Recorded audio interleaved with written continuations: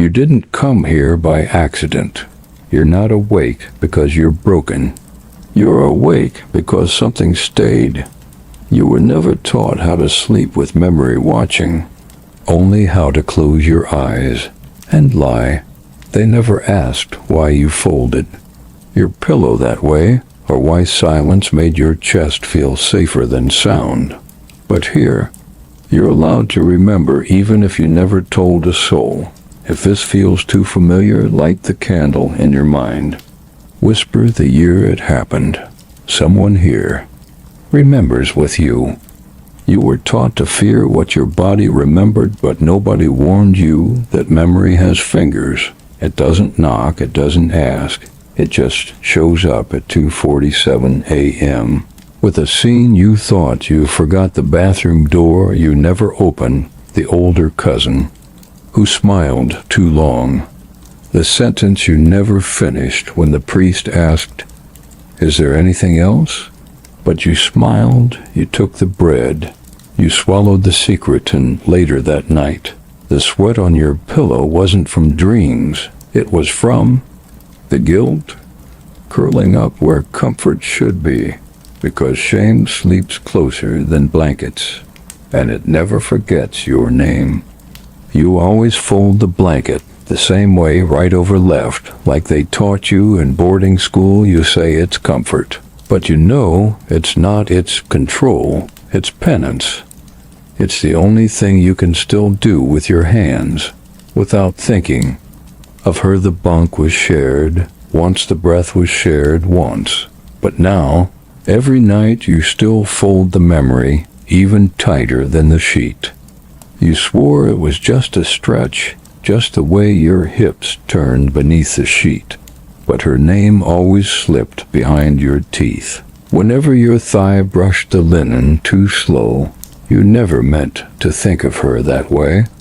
Not after confession, not after communion, but some nights the candle flickers longer and your body forgets what your mouth promised.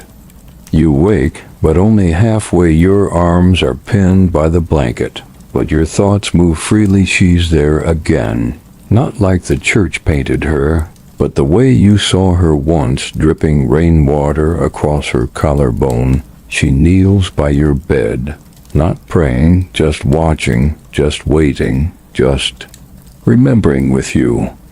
You don't say her name anymore, but the pillow remembers how you used to say it, one syllable at a time, like a prayer stuck in your throat. You lit a candle once, not to see her, just to feel the heat where she was. No, it flickers when you lie, even when the room is cold. She used to fold her veil slower on nights like this, like she knew something inside you was bending and didn't want to break it just yet.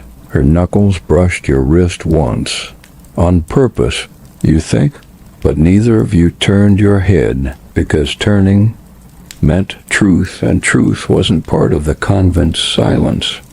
You told yourself it was just a dream, that the whisper behind your ear wasn't real, that no one breathed your name like that. But when you reached under your robe, you were already shaking. The candle was still lit, the blanket still folded at your hips, and your mouth was still open. By the 9th night, you stopped pretending it was sleep. Your hands moved before your prayers did, and your knees never touched the floor. Again you arranged your blanket the same way, left the candle half melted, and stared at the shadow where she used to stand. You weren't haunted anymore. You were waiting. You didn't confess it in the chapel, because the chapel had walls, but in the laundry hall, when her breath brushed your neck behind the drying linen, you almost spoke. Almost. The only thing holier than your silence was how long you held it. The dream was always the same. You knelt to pray, but her fingers closed over your rosary. You didn't wake in panic. You woke in heat, and your first thought wasn't guilt. It was why she stopped.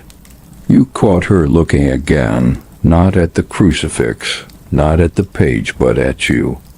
The way your fingers fidgeted when reading that psalm, she mouthed the word Amen. But it wasn't to God, and when she passed the bread at breakfast, her thumb stayed too long on yours. She waited until lights out slipped from her bunk barefoot hands, trembling like someone leaving confession too early. You pretended to sleep, but your breath caught when the mattress dipped beside you. She whispered nothing, just placed her forehead against yours and left her rosary on your chest. You still feel the wool of the blanket, the cold rosary pressing into your ribs. The dormitory's gone, but she still visits, not as a ghost, just a breath near your neck before dreams begin. You wonder, was she ever real, or did guilt invent her? Subscribe to the Sleepless Mind, where your quietest sins become whispered sleep stories, and every video feels like someone finally understood what you've been hiding when the lights go off.